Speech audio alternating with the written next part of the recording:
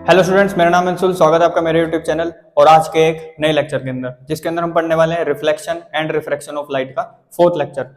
इससे पहले हम अपने 3 लेक्चर कवर कर चुके हैं। हमारा जो मिरर का पार्ट था वो खत्म हो गया इमेज फॉर्मेशन तक। उसके बाद उसमें बचा साइन कन्वेंशन और मैग्निफिकेशन। उसके बाद हमारा मिरर का पार्ट पूरा खत्म। फिर उसके बाद शुरू करेंगे हम इसी लेक्चर में रिफ्रैक्शन, उसके बाद लॉज ऑफ रिफ्रैक्शन और फिर समझेंगे कितने टाइप के हमारे पास लेंसेज होंगे। फिर इसके बाद हमारा एक लास्ट लेक्चर होगा जिसके अंदर हमें केस फॉर्मेशन देखना है, किसके लिए? अपना लेंसेज के लिए। ठीक है, उसके भी जैसे हमने 8 केसेस उसमें पढ़े थे मिरर में, ऐसे ही 8 केसेस हमारे लेंस में भी होंगे। तो आज का हमारा सबसे पहला टॉपिक रहेगा sign convention for spherical mirrors. अब आपने बहुत सारे बच्चों ने क्या करे होंगे स्कूल में या कहीं भी ट्यूशन में, आपने क्या करे होंगे? न्यूमेरिकल्स करे होंगे। तो वहां पे सर आपके क्या लेके समझाते कि भाई इसे पॉजिटिव लो, इसे नेगेटिव लो। तो वो कई बच्चों को समझ में आते हैं, कई बच्चों को समझ नहीं आते। तो वो कैसे पॉजिटिव और नेगेटिव लेने, वो इस चीज से समझ में आएगा। ठीक है, तो आपको उससे पहले पता होना चाहिए कि हम वी, यू, एफ ये किसे बोलते हैं। अगर वही नहीं पता होगा तो फिर न्यूमेरिकल्स कैसे सोल्व करोगे? तो बिल्कुल जीरो लेवल से समझाऊंगा, आपको बिल्कुल समझ में आ जाएगा। तो सबसे पहले देखते हैं अपने डिस्टेंसेस कैसे कैसे कैसे हम क्या साइन से डिनोट करते हैं। तो हमारे पास जो यू होगा वो होगा ऑब्जेक्ट डिस्टेंस। अगर पिछली वाली वीडियो नहीं देखी है तो वो जरूर देख लेना, तभी समझ में आएंगे। तो जो हमारी यू है वो क्या है? ऑब्जेक्ट डिस्टेंस है। ठीक है, उसके बाद यानी हमने जो ऑब्जेक्ट रखा और पोल तक की दूरी वो ऑब्जेक्ट, ठीक, डिस्टेंस। उसके बाद वी क्या होगा हमारा? Image distance. ठीक, उसके बाद हमारा एफ यानी फोकल लेंथ। फोकस से लेके पोल तक की दूरी फोकल लेंथ, इमेज से लेके पोल तक की दूरी इमेज डिस्टेंस, यू ऑब्जेक्ट से लेके पोल तक की दूरी ऑब्जेक्ट डिस्टेंस। ठीक है, और बड़ा एफ यूज करेंगे फोकस के लिए। उसके बाद आपने देखा होगा H1 या फिर H0, ये होगी ऑब्जेक्ट की हाइट। ऑब्जेक्ट हाइट, ऑब्जेक्ट कितना सेंटीमीटर का? 4, 5, 6, 7 या फिर मीटर, कितने मीटर का? ठीक है, फिर HI या फिर H2, ये होगी इमेज हाइट।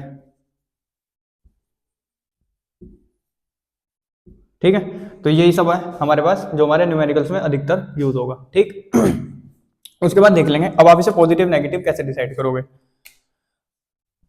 तो एक तरफ लिख लो, एक तरफ क्या, पहले एक चीज से समझेंगे। समझे, मिरर है हमारे पास। ठीक है, स्फेरिकल नहीं है, कुछ नहीं है, बस एक मिरर मान लिया हमने। ठीक, ये इसका सेंटर पॉइंट, ये हो गया हमारा पोल, फोकस और कर्वेचर। ठीक है, हमें क्या ध्यान रखना, हमें लाइट की डायरेक्शन से डिसाइड करना कि हमें क्या पॉजिटिव लेना क्या नेगेटिव लेना।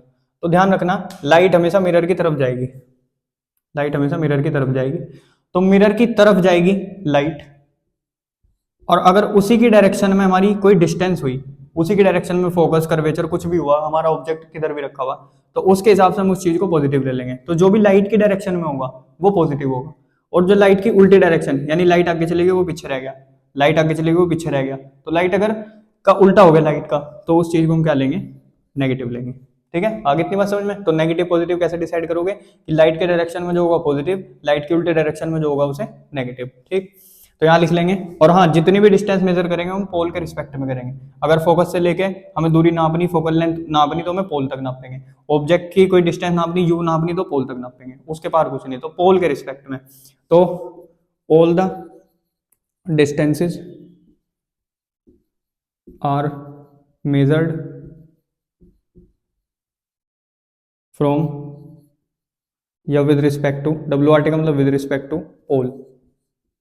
ठीक है, दूसरा पॉइंट, जितनी भी लाइट के डायरेक्शन में होगी डिस्टेंस इज पॉजिटिव, जितनी लाइट के डायरेक्शन से उल्टी हुई नेगेटिव। तो all the distances, all the distances in the direction of light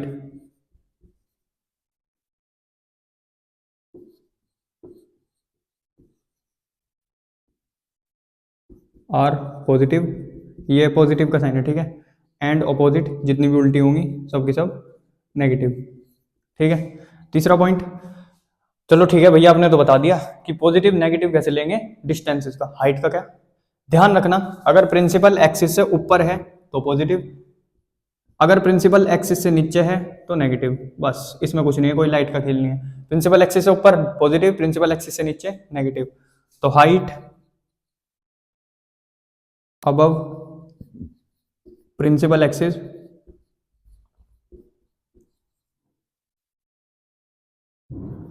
are positive and below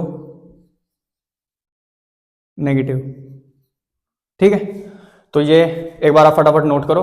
उसके बाद हम देखेंगे कॉन्वेक्स और कॉनकेव मिरर में आप कैसे डिसाइड करोगे नेगेटिव क्या है पॉजिटिव क्या है, वो खुद ही बता दोगे आप। ठीक, नोट करो।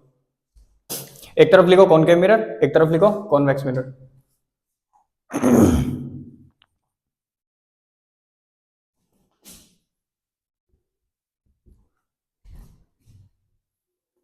बना लो, तो कॉनकेव कॉन्वेक्स आगे हुए बनाने।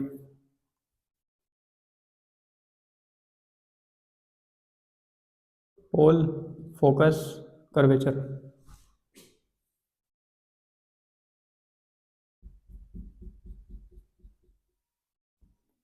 पोल, फोकस, कर्वेचर। लाइट की डायरेक्शन मार्क कर लो, लाइट इधर जाएगी, तो जो लाइट की डायरेक्शन में पॉजिटिव, जो लाइट की डायरेक्शन से उल्टा नेगेटिव। तो सबसे पहले यू समझो, मैंने अपना ऑब्जेक्ट रख दिया यहाँ। ठीक है, ऑब्जेक्ट हो गया हमारा ये। तो ऑब्जेक्ट, लाइट जा रही है उधर, ऑब्जेक्ट रहेगा पीछे, तो जो ऑब्जेक्ट की डिस्टेंस होगी तो यू क्या रहेगा, नेगेटिव। यू तो हर किसी केस में, लेंस के केस में भी, कोई सा लेंस हो कॉनकेव या कॉन्वेक्स मिरर कोई सा भी हो, हमेशा नेगेटिव। इसे तो बस रट लो एक तरीके से, वैसे समझना भी है पर लेकिन याद भी रख लेना कि यू तो हमेशा नेगेटिव ही लेंगे। ठीक है, यू हमेशा रहेगा नेगेटिव। चलो अब वी की बात कर लेते हैं। समझो वी बन गया कहीं यहाँ, लाइट आगे चली गई, वी पीछे रह गया, यानी इमेज पीछे रहेगी, तो वी क्या होगी यहाँ पे, नेगेटिव। दूसरा, आपको इमेज बता, दोनों इमेज इसकी उधर ही बनेगी, तो वो हमेशा लाइट की डायरेक्शन में बनेगी। एक यहाँ कहीं बन रही थी और एक फोकस के ऊपर बन रही थी, तो इसका जो वी होगा वो हमेशा पॉजिटिव रहेगा, लाइट की डायरेक्शन में रहेगा। चलो अब आ जाओ फोकल लेंथ पे। फोकल लेंथ पीछे रहेगी, लाइट आगे चलेगी, तो फोकल लेंथ क्या होगी कॉनकेव की, नेगेटिव। इसकी फोकल लेंथ समझ ही गए होंगे, लाइट की डायरेक्शन में, तो क्या होगी, पॉजिटिव। ठीक है, चलो ऑब्जेक्ट की हाइट ऊपर बोला था पॉजिटिव, तो h1 या h0, कोई सा तुम्हारी मर्जी बोले लो, h1 लिख लो या h0 लिख लो, ये हो गया तुम्हारा पॉजिटिव। फिर ऑब्जेक्ट नीचे आ गया, नीचे क्या हो गया, नेगेटिव। एच सॉरी, ऑब्जेक्ट कह रहा इमेज, h2 या hi, ये क्या हो गया, नेगेटिव। यहाँ आ जाओ, ऑब्जेक्ट मैंने समझो यहाँ रख लिया, कहीं दो केस है वैसे इसके। ठीक, h1 या h0 क्या हो गया, पॉजिटिव। इमेज भी हमेशा ऊपर बनेगी, तो h1 या h0 क्या रहेगा, हमेशा पॉजिटिव। और hi या फिर h2 भी क्या रहेगा, हमेशा पॉजिटिव। तो मेरे ख्याल में आपको साइन कन्वेंशन का पता लग गया होगा कैसे लेना। एक रेडियस ऑफ कर्वेचर और होता है, उसे याद रख सकते हो, क्योंकि कर्वेचर पीछे है तो वो भी हमेशा नेगेटिव रहेगा, तो r भी हमेशा क्या लोगे, नेगेटिव लोगे। और यहाँ लाइट के डायरेक्शन में, तो r क्या हो गया, यहाँ पॉजिटिव हो गया। तो ये थे आपके साइन कन्वेंशन। मेरे ख्याल में इससे आपके न्यूमेरिकल्स लग जाएंगे। इसके बाद एक न्यूमेरिकल करके देखेंगे, फिर अपना शुरू करेंगे। अच्छा, इससे पहले एक और मिरर फॉर्मूला पढ़ लेंगे, फिर कर लेंगे न्यूमेरिकल। नेक्स्ट हेडिंग लगा लो, mirror formula.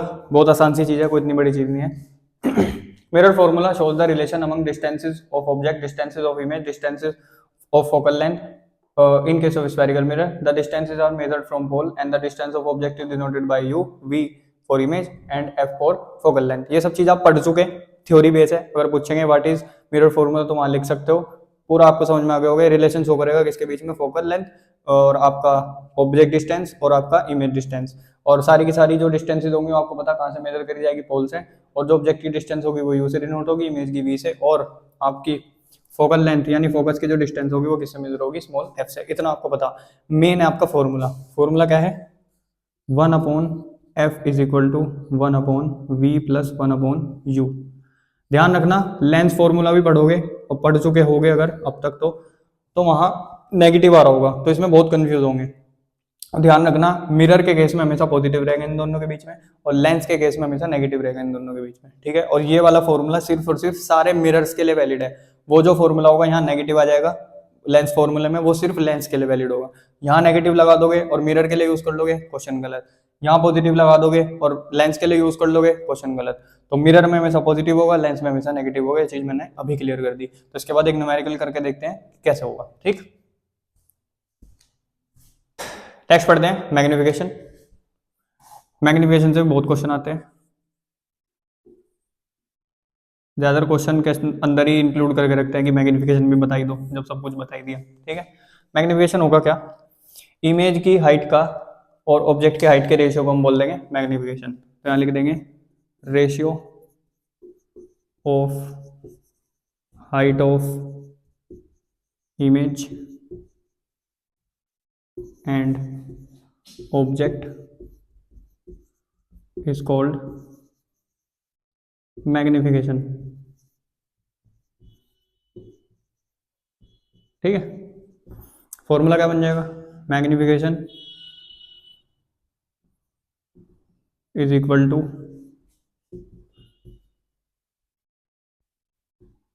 Height of image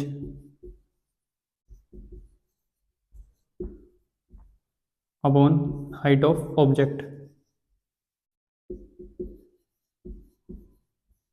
ठीक है, अब हमेशा तो इतना बड़ा फॉर्मूला लिखोगे नहीं, तो शॉर्ट करके भी लिख लेंगे। तो इसका फॉर्मूला बन जाएगा हमारे पास m is equal to h2 upon h1। ठीक, एक और फॉर्मूला बनेगा, इसके इक्वल टू हम लिख सकते हैं माइनस वी अपॉन यू। तो यहाँ से एक और फॉर्मूला बन गया m is equal to minus v upon u. ठीक है, तो कभी कभी आप इसे पूरे को यूज करते हो, खाली m को हटा के ये 4 यूज कर लिए, या फिर कभी कभी ये वाला फॉर्मूला यूज कर सकते हो। इसे अलग भी दिखा दूं तो h1 upon h2 is equal to minus v upon u. कभी कभी मैग्निफिकेशन की जगह ये रख लेंगे, तो ये हमारा एक फॉर्मूला बन गया। ठीक है, तो इससे आपके मैक्सिमम क्वेश्चन लग जाएंगे। तो इसके बाद जो क्वेश्चन देखने वाले हम, वो उसके अंदर ये वाला फॉर्मूला इंक्लूडेड होगा। ठीक है, तो इसे नोट करो। एक चीज और, अगर मैग्निफिकेशन बड़ा है +1 से, तो इमेज हमेशा मैग्निफाइड होगी। अगर मैग्निफिकेशन छोटा है +1 से, तो इमेज हमेशा डिमिनिश्ड होगी। अगर मैग्निफिकेशन बराबर है +1 के, तो इमेज क्या होगी, सेम साइज जैसी ऑब्जेक्ट होगी।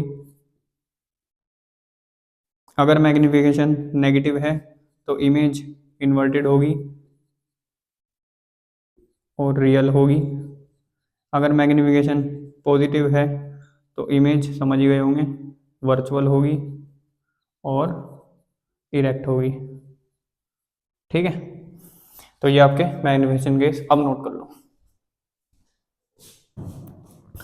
तो आपके सामने क्वेश्चन दिया हुआ, क्वेश्चन पढ़ो। An object of 5 centimetre in height is placed at a distance of 20 centimetre in front of a convex mirror of radius of curvature 30 centimetre. Find the position, image and nature of size. अब एक trick बताऊं आपको, हमेशा convex mirror में जो काम आएगी, जब भी नेचर पूछ लिया तो आंख बंद करके क्या लिख दोगे, वर्चुअल एंड इरेक्ट। क्यों, क्योंकि आपने दो ही तो केस पढ़े थे कॉन्वेक्स मिरर के, उसके दोनों बिहाइंड द मिरर बन रहे थे। ठीक है, हमेशा पीछे बनेगी, तो पीछे हमेशा कौन सी इमेज है, वर्चुअल और इरेक्ट। तो नेचर कभी भी पूछे तो वर्चुअल और इरेक्ट, खत्म बात, कोई इसमें दो राय है नहीं। कॉनकेव मिरर में आपको देखना पड़ेगा। उसके बाद क्वेश्चन पढ़ो। An object 5 centimetre in height, height इतना, इतना समझ में आ गया हाइट। तो हाइट का मतलब h1 या फिर h0, मैं दोनों लिख रहा हूँ क्योंकि कोई ये यूज करेगा, कोई ये, आपको ये यूज करना। तो क्या लोगे यहाँ पे 5.0 सेंटीमीटर। उसके बाद क्या दिया हुआ, placed at a distance of, distance देखते समझ जाना, ऑब्जेक्ट की डिस्टेंस क्या होगी, u, और u चाहे कॉनकेव हो चाहे कॉन्वेक्स हो, हमेशा क्या ली जाएगी, नेगेटिव। ठीक है, हमेशा नेगेटिव। तो -20 centimetre in front of a convex mirror of radius of curvature 30 centimetre. Radius of curvature यानी r दे दिया आपको, r इज इक्वल टू कितना, 30। ठीक है, और इसकी पॉजिटिव होगी क्योंकि लाइट की डायरेक्शन में होगी। साइन कन्वेंशन दोबारा देख लेना अगर नहीं समझ आया। उसके बाद पोजीशन निकालनी किसकी, इमेज की, यानी v निकालने को बोल दिया, तो v हमारे पास है नहीं।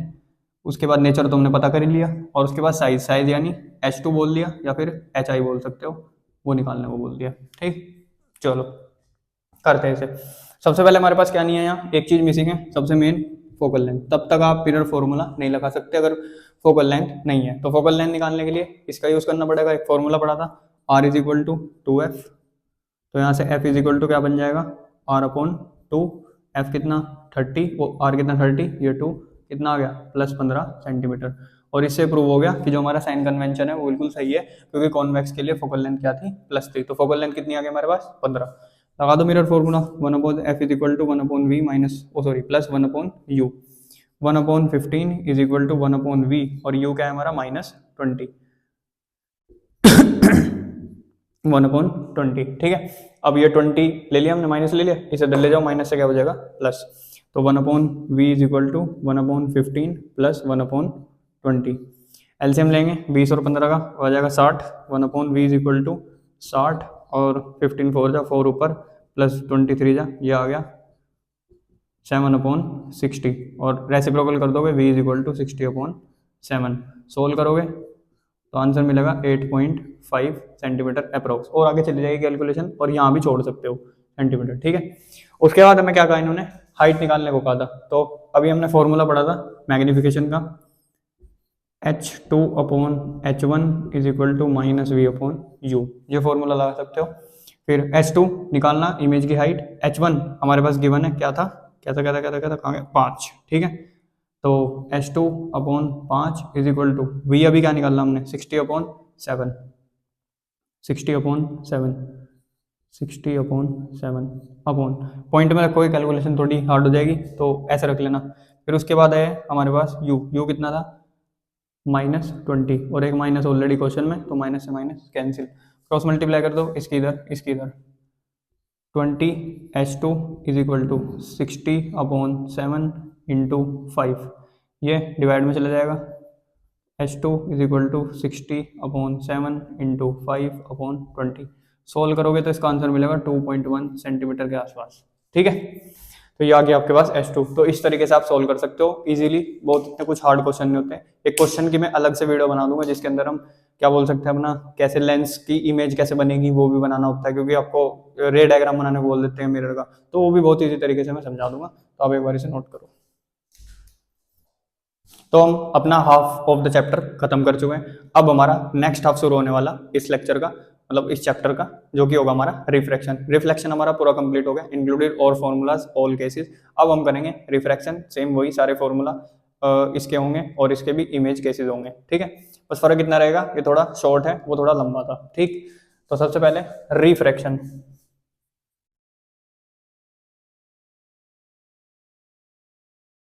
रिफ्रैक्शन होगा क्या? It is a phenomena, it is a phenomena which arise due to bending of light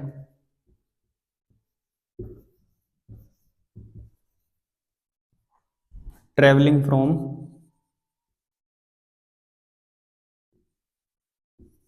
one medium to another, ठीक है।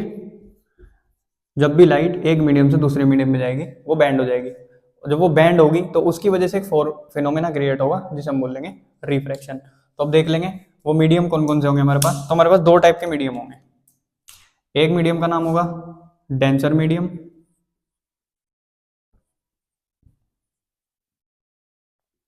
और एक मीडियम का नाम होगा रेयरर मीडियम,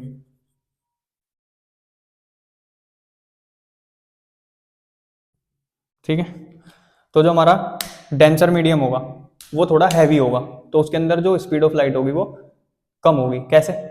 समझो आप एक फुल कमरे के अंदर बैठे हुए 50 लोगों के अंदर, और आपको वहां से भागना, और उन 50 लोगों को ये कहा हुआ कि इस बंदे को बाहर नहीं जाने देना, तो आप भागने की कोशिश करोगे, तो 50 बंदे आपके सामने आ जाएंगे, आपको रोकेंगे, पूरा रेजिस्टेंस देंगे, आप बहुत मुश्किल से निकल के बाहर जा पाओगे, ठीक है। तो आपकी स्पीड बहुत कम होगी। अब वही 50 बंदे अगर मैं एक बंदा कर दूं तो आप मौका देख के तुरंत भाग जाओगे, तो उसके अंदर आपकी स्पीड रहेगी बहुत ज्यादा। तो ऐसे ही लाइट का केस है, अगर लाइट को हम डेंसर मीडियम जिसके अंदर मोलिक्यूल्स पार्टिकल्स बहुत ज्यादा हैं, तो वहां से लाइट को निकलने में थोड़ी परेशानी होगी, उसकी स्पीड क्या हो जाएगी, डाउन हो जाएगी, तो उसे बोलेंगे डेंसर मीडियम। और ऐसा मीडियम जिसके अंदर पार्टिकल्स बहुत कम है, इधर उधर है, गैसियस पार्टिकल्स है, तो उसके अंदर से लाइट तुरंत भाग जाएगी, तो वहां होगी उसकी स्पीड बहुत ज्यादा, तो होगा रेयर मीडियम। तो डेंसर मीडियम कौन सा होगा? The medium in which speed of light is more, ठीक है, या फिर हाइयर बोल सकते हो। और rare medium, the medium in which speed of light is less या लेसर, ठीक है, कम होगी। तो इसी की वजह से हमारा फिनोमेना क्रिएट होगा जिसे हमने बोला रिफ्रैक्शन, ठीक है।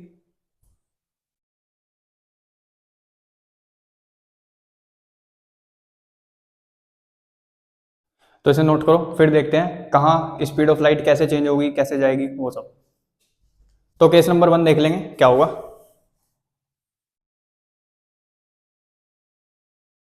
अब इसमें क्या होगा, व्हेन अ रे travels from rarer medium to denser medium,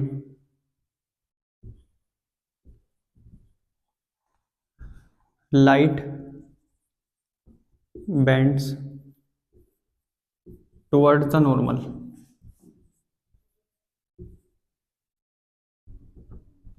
Towards the normal at a point of incidence. ठीक है, अब समझते हैं लिखा हुआ क्या है। समझो, हमारे पास दो मीडियम है। रेयर मीडियम ज्यादातर आपका एयर ही रहेगा, डेंसर मीडियम कुछ भी हो सकता है, डायमंड हो गया, ग्लास हो गया, ठीक है, ये दो तीन आपके कॉमन रहेंगे, पानी हो गया, डेंसर मीडियम होगा। तो ऊपर वाला रेयर, नीचे वाला डेंसर। नॉर्मल क्या है, नॉर्मल जैसे वहां पे एक बीच की लाइन थी मिरर के अंदर, ऐसे सेम टू सेम यहाँ भी रहेगी। तो ये होगी आपकी नॉर्मल। ठीक है, ये आपका यहाँ पॉइंट ऑफ इंसिडेंस बना देंगे, यही होगा वैसे। अब क्या होगा, लाइट आई और यहाँ टकराई। ठीक है, होना क्या चाहिए था, ये लाइट डायरेक्ट ऐसे निकल जानी चाहिए थी, लेकिन ये जो लाइट होगी ऐसे बैंड हो जाएगी टुवर्ड्स द नॉर्मल। तो ये था हमारा पॉइंट ऑफ इंसिडेंस, सॉरी, ये हो गया हमारा पॉइंट ऑफ इंसिडेंस, और ये हो गया हमारा रिफ्रैक्टेड। यहाँ रिफ्लेक्शन नहीं है, रिफ्रैक्टेड। यहाँ आर का मतलब है रिफ्रैक्शन, आई का मतलब तो इंसिडेंस होगा ही होगा। ठीक है, तो क्या काम ने, जब कोई रे रेयर मीडियम से डेंसर मीडियम के अंदर एंटर करेगी तो वो रे टुवर्ड्स द नॉर्मल क्या हो जाएगी, बेंड हो जाएगी। अब बेंड हुई तो इसका मतलब इसकी लाइट स्लो हुई होगी। अब आप तेजी से भागे जा रहे भागे जा रहे भागे जा रहे, और आपको किसी ने एकदम से रोक दिया, तो रुकोगे आप, एकदम गिरोगे ना। तो ऐसी लाइट पूरी तेजी से आ रही थी यहाँ, और एकदम से जब झटका लगा, बहुत सारे डेंसर मोलिक्यूल के अंदर, डेंसर उसके अंदर क्या बोलते हैं मीडियम के अंदर से बहुत सारे पार्टिकल मिले, तो एकदम से इसकी स्पीड स्लो होगी। तो स्लो होने की वजह से क्या होगी, बैंड होगी, और जानी चाहिए थी एक्चुअल में ऐसे। तो ये वाली हो गई आपकी इंसिडेंट रे, इंसिडेंट रे, और ये होगी आपकी रिफ्रैक्टेड रे, रिफ्रैक्टेड रे। तो ये था आपका फर्स्ट केस, नोट कर लो फटाफट, समझ में आ गया होगा।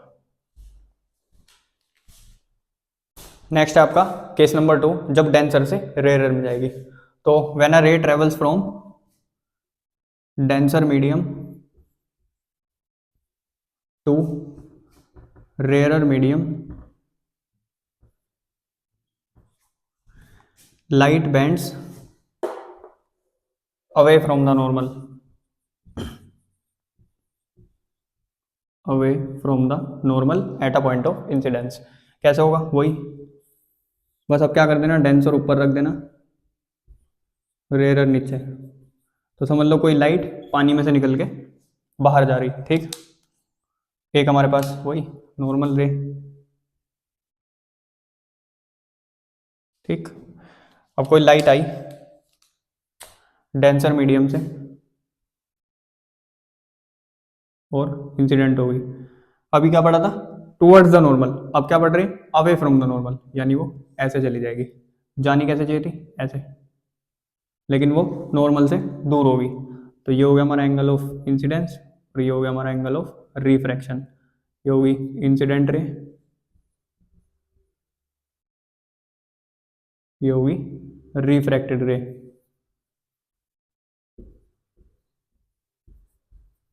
ये होगी आपकी नॉर्मल। तो उसके अंदर क्या हुआ था, टुवर्ड द नॉर्मल बेंड होगी थी, और जब डेंसर से रेयर में जाएगी तो अवे फ्रॉम द नॉर्मल। ठीक, नोट कर लो। नेक्स्ट केस नंबर 3, केस लिख लो, स्पेशल केस लिख लो।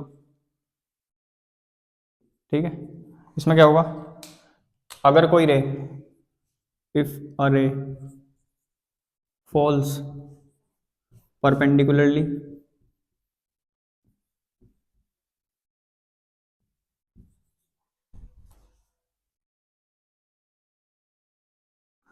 From one medium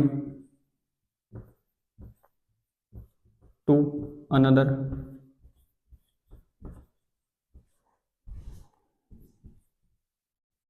it will not bend.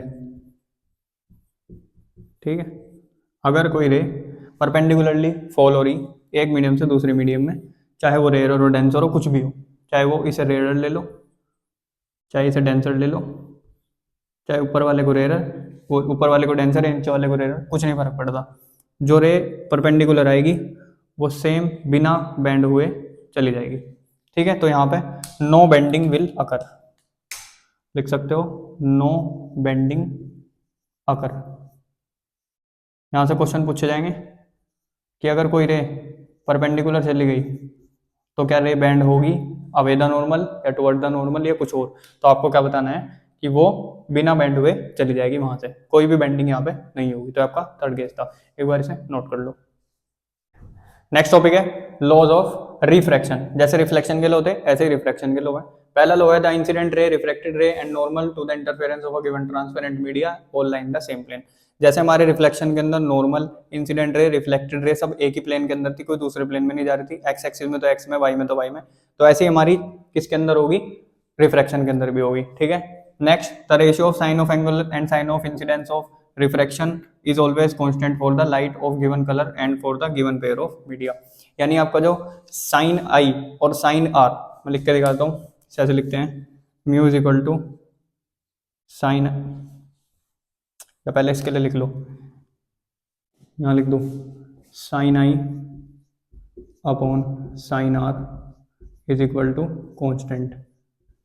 यानी आपके इंसिडेंट उसकी क्या बोलेंगे, इंसिडेंट एंगल की यानी sine of angle of incidence और रिफ्रैक्शन के एंगल की जो वैल्यू होगी वो हमेशा कांस्टेंट रहेगी, वो चेंज नहीं होगी। ठीक है, जो sine of angle of incidence और रिफ्रैक्शन की वैल्यू होगी वो कभी भी चेंज नहीं होगी, वो हमेशा कांस्टेंट रहेगी for given pair of media.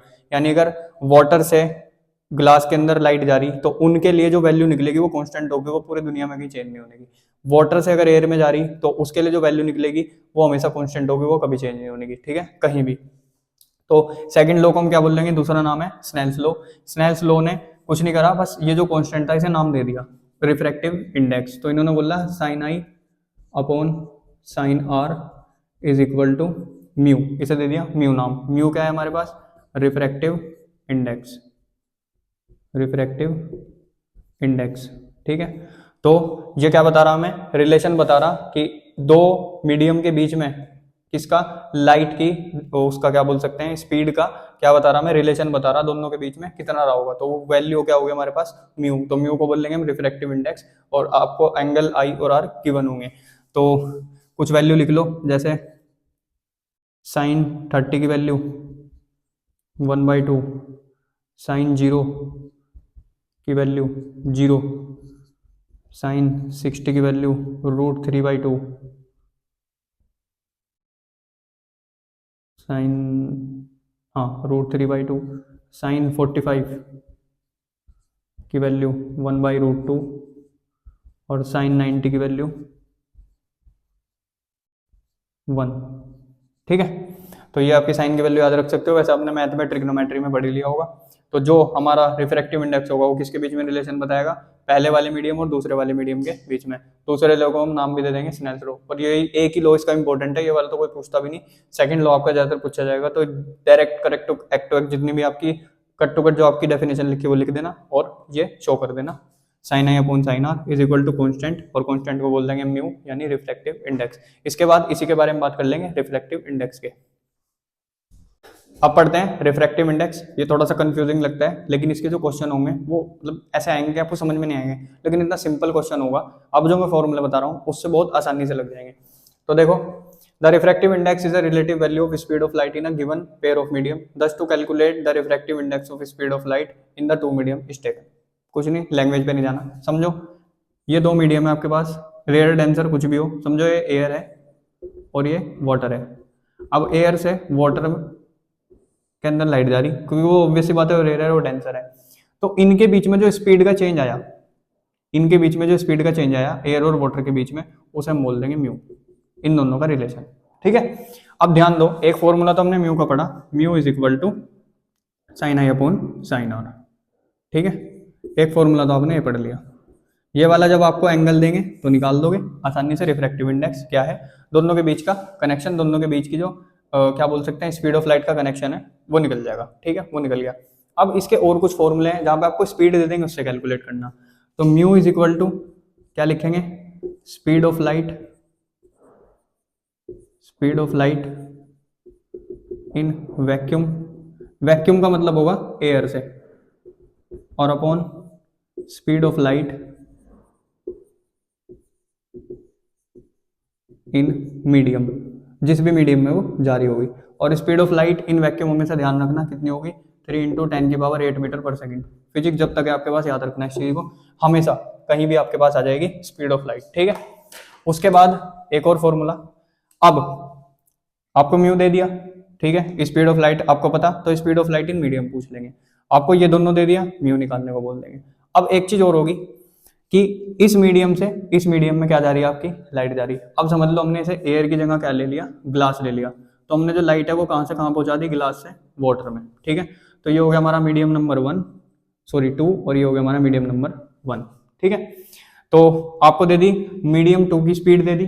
ठीक है, मीडियम 2 का रिफ्रैक्टिव इंडेक्स दे दिया, मीडियम 1 का रिफ्रैक्टिव इंडेक्स दे दिया, मीडियम 2 की स्पीड दे दी, बोल दिया मीडियम 1 का वो निकाल लो स्पीड क्या होगी। उसके लिए तो हमने कोई फॉर्मूला देखा ही नहीं, क्योंकि दोनों का रिफ्रैक्टिव इंडेक्स तो कहीं भी नहीं दिया। तो कैसे लिखेंगे, हम यहाँ यूज कर लेंगे नीटा। तो नीटा 1 अपॉन नीटा 2 इज इक्वल टू,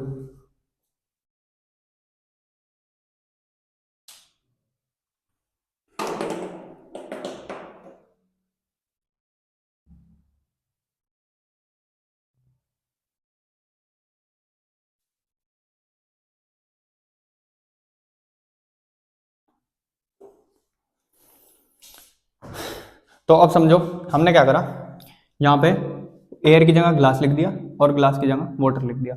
उन्होंने क्या करा, दोनों के रिफ्रैक्टिव इंडेक्स दे दिए, ग्लास का भी दे दिया, वाटर का भी दे दिया, और यहाँ पे वाटर की स्पीड दे दी, लेकिन ग्लास की स्पीड नहीं दी, बोल दिया कि ग्लास की स्पीड निकाल दो।